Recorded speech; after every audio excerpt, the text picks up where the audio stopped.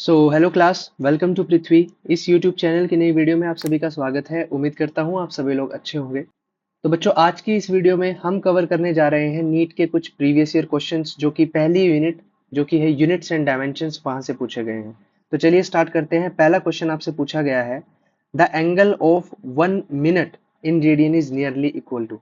देखिए यहाँ पर 1 मिनट, ये जो मैंने ऊपर ये लाइन लगाई है, इसको इसको मिनट बोलते हैं। तो बेसिकली एंगल का क्वेश्चन है, तो थोड़ा सा हम एंगल के बारे में आज बात कर लेते हैं। इस सवाल को सॉल्व करने से पहले मैं आपको एंगल का कंसेप्ट समझा देता हूँ। देखिए, दो तरीके के एंगल्स होते हैं, ठीक है।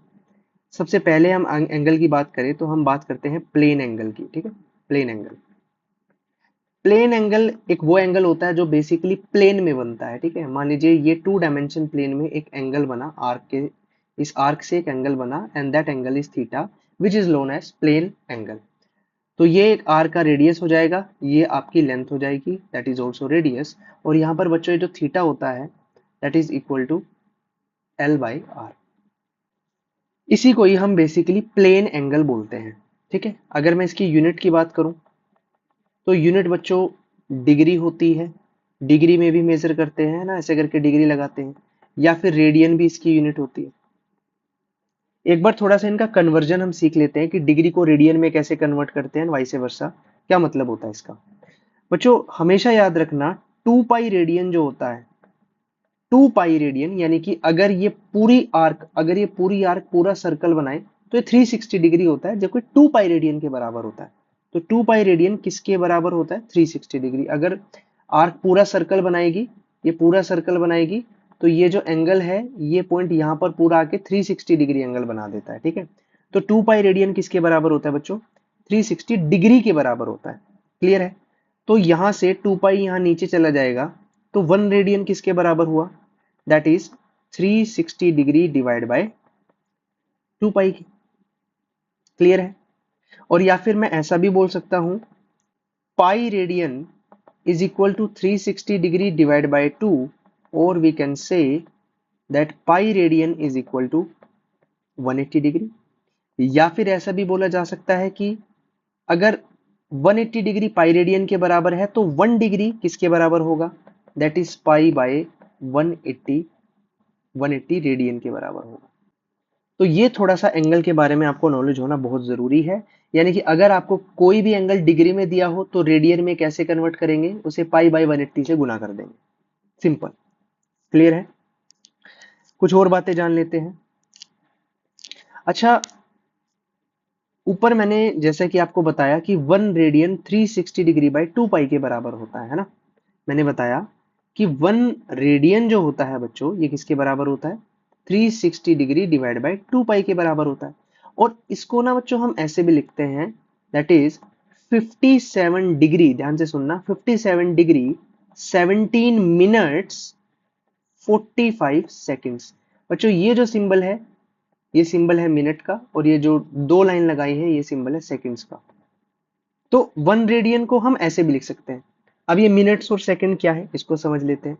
बच्चों जो 1 डिग्री होता है, 1 degree, always remember 1 degree is equal to 60 minute. 1 degree का क्या मतलब है? 60 मिनट। अब 60 मिनट में 60 सेकेंड्स, एक मिनट के अंदर 60 सेकेंड होते हैं। तो मैं 1 डिग्री को अगर मुझे सेकंड में कन्वर्ट करना हो तो मैं इसको लिखूंगा 3600 सेकेंड। सेकेंड के लिए दो लाइन लगाते हैं, मिनट के लिए एक लगाते हैं, ठीक है। So 1 degree is equal to 60 minute, और 1 degree is equal to 3600 seconds. Clear है बच्चों ये बात?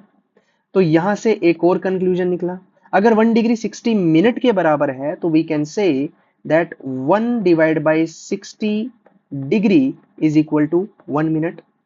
या फिर मैं ऐसा भी लिख सकता हूं कि 1 divide by 3600 degree is equal to 1 second. Clear है बच्चों ये बात? तो ये कुछ एंगल का कंसेप्ट है। तो जैसा कि अभी मैंने बताया कि 1/60 डिग्री जो है वो 1 मिनट के बराबर होता है। तो इस सवाल में यही दिया हुआ था, आपको बताना है the angle of 1 minute in radian is nearly equal to. अभी मैंने जस्ट आपको बताया, क्या बताया? ये देखिए, इसकी तरह ध्यान से देखिए कि जो 1 मिनट होता है वो किसके बराबर होता है? 1/60 डिग्री के बराबर होता है। तो डिग्री में तो हमने निकाल लिया। अब किसी भी चीज कोई डिग्री में है तो उसको रेडियन में कन्वर्ट करना हो तो क्या करेंगे, पाई बाय 180 से गुना कर देंगे। तो अगर मैं इसको इनटू कर दूं पाई बाय 180 तो हमारा आंसर जो आएगा वो रेडियन में आएगा। तो बच्चों इस सवाल का सॉल्यूशन जो है वो यही है कि 1 मिनट को मैं रेडियन में ऐसे लिख सकता हूं, so which is equal to 1/60 into pi की वैल्यू होती है 22/7 डिवाइड बाई 180। तो अगर मैं इसको सॉल्व करूं तो ये कितना आ जाएगा, 1/60 इंटू 1/180 इंटू में 22/7 रेडियन। तो आप लोग इसको आसानी से सॉल्व कर सकते हैं। सो दैट इज 22, या आप एक काम कीजिए इसको काट लेते हैं। ये गया आपका 30 पे, ये गया 11 पे, so that is 11 divide by 54 गुना 7 into 10⁻²। So it is equals to 54 into 7, 378. So we can write it 11 divided by 378 into 10⁻²। तो बच्चों 11 को हम डिवाइड कर लेंगे 378 से। ओके, तो जीरो डेसिमल लगाएंगे तो एक जीरो और लगा देंगे तो 1100 हो गया। तो ये मेरे हिसाब से 2 पे जाएगा। 378 टू ज़ा 378,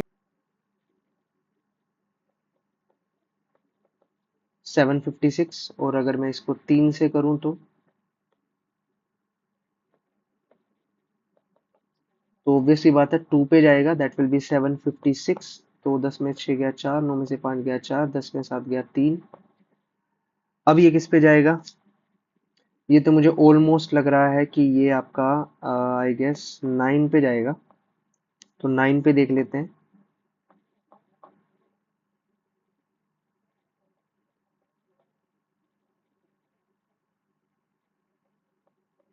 ओके, तो ये 9 पे जा रहा है, दैट इज 3402।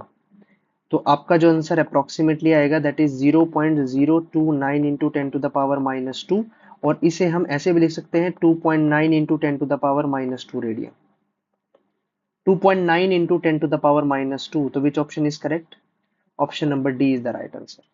तो ये क्वेश्चन आपका नीट 2020 में पूछा गया था, बेहतरीन क्वेश्चन है। इसी के साथ मैंने आपको एंगल का कंसेप्ट जो है सिखा दिया।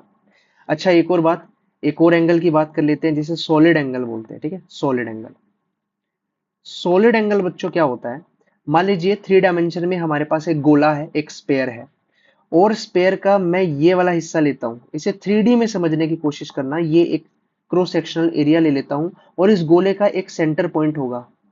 तो बच्चों जो सॉलिड एंगल होगा ना, बेसिकली सॉलिड एंगल ये किसके बराबर होता है, that is equals to solid angle को हम ओम वाले सिंबल से डिनोट कर देते हैं generally. So that is equal to that area, ये जो मैंने शेड किया है दैट एरिया डिवाइड बाई इस गोले का, इस स्फीयर का जो रेडियस है उसका स्क्वायर। तो इसको सॉलिड एंगल बोलते हैं। और बच्चों सॉलिड एंगल की यूनिट क्या होती है, यूनिट याद रखना, that is steradian. Okay, that is steradian, that is the unit of the solid angle. तो एंगल और सॉलिड एंगल से कई बार आपके नीट में कई बार क्वेश्चन पूछे जाते हैं, तो इस चीज का थोड़ा सा ध्यान रखना। एक और प्रीवियस ईयर क्वेश्चन जो कि एंगल से पूछा गया था, ध्यान से सुनिएगा।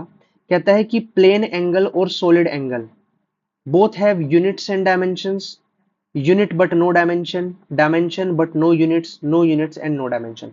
देखिए, मैंने अभी आपको एंगल समझाया, प्लेन एंगल और सॉलिड एंगल दोनों समझाया, है ना। तो प्लेन एंगल की मैंने यूनिट आपको बताई, क्या होती थी, या तो होती थी डिग्री या फिर होती थी रेडियन, है ना।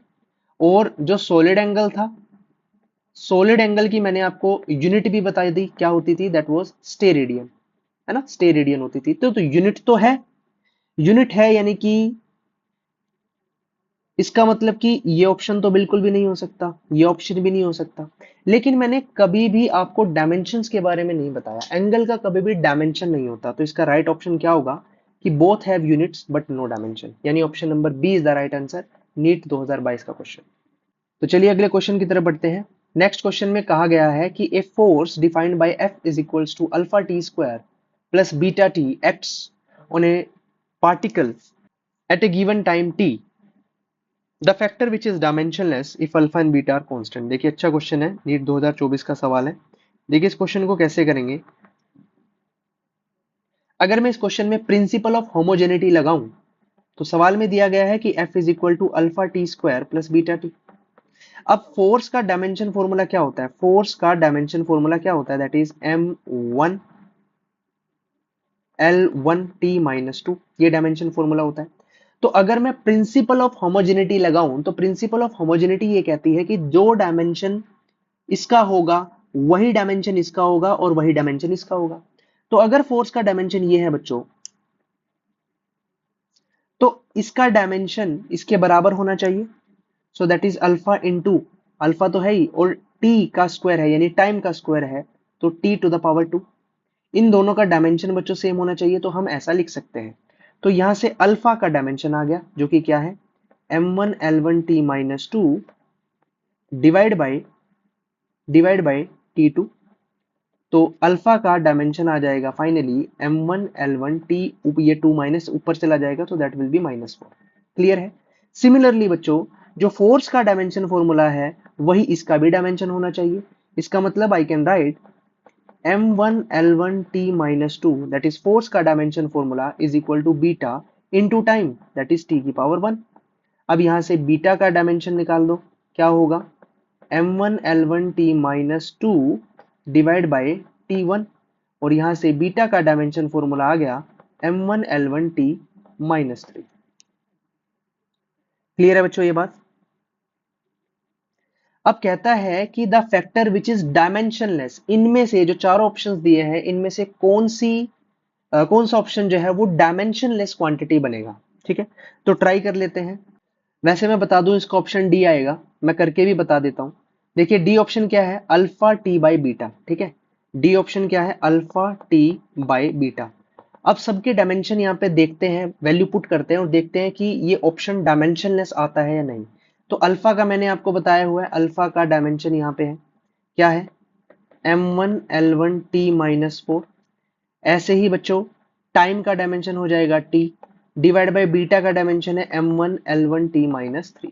तो आप देखोगे m1 से m1 कट जाएगा, l1 से l1 कट जाएगा, और इसको जब आप सॉल्व करोगे इन दोनों t को तो t की पावर -3 ही आएगी, तो ये भी कट जाएगा। यानी कि ये क्वांटिटी आपकी डायमेंशनलेस क्वांटिटी आएगी, यानी ऑप्शन नंबर डी ही आपका राइट आंसर होगा। आप पुट करके देख सकते हैं। क्लियर है बच्चों। चलिए अगले सवाल की तरफ बढ़ते हैं। नेक्स्ट क्वेश्चन में आपको कहा गया है, आपके पास E दे रखा है, G दे रखा है। यहाँ पर E है एनर्जी और G है ग्रेविटेशनल कांस्टेंट। तो बताना है E बाई जी का डायमेंशन फॉर्मूला क्या होगा। तो देखिए एनर्जी क्या है, energy, what is energy, what is energy. Energy और वर्क डन जो होते हैं बच्चों, दोनों की यूनिट जूल होती है, तो दोनों सेम होता है, that is m1 l2 t minus to. Work done का डायमेंशन फॉर्मूला ये होता है। यहां तक कोई दिक्कत, अगर आपको नहीं पता है तो आप निकाल भी सकते हो। और अगर मैं ग्रेविटेशनल कांस्टेंट के डायमेंशन फॉर्मूला की बात करूं तो याद करेंगे, फॉर्मूला होता था ग्रेविटेशन फोर्स का, फॉर्मूला होता था F equal to G m1 m2 divide by R square. तो जी यहां से क्या आ जाएगा, F R square divide by m1 m2। अब फोर्स का डायमेंशन फॉर्मूला क्या है, m1 l1 t minus to, ये आपका हो जाएगा रेडियस का स्क्वायर है, so that will be l2, और डिवाइड बाय हो जाएगा मास का स्क्वायर है, that is m2। So the final dimension formula is m, ये 2 ऊपर माइनस में हो जाएगा, that will be 1 minus 2, l का हो जाएगा 3 और t का हो जाएगा -2। तो g का डायमेंशन फॉर्मूला आपका हो गया m minus 1 l3 t minus 2। ठीक है, अब आपको तो डायमेंशन निकालना था E बाई जी का, तो डिवाइड कर दो भाई। तो बच्चों हमें सवाल में निकालना था E बाई जी का डायमेंशन, तो E का डायमेंशन फॉर्मूला क्या है, m1 l2 t minus 2 divide by G का डायमेंशन फॉर्मूला है m minus 1 l3 t minus 2।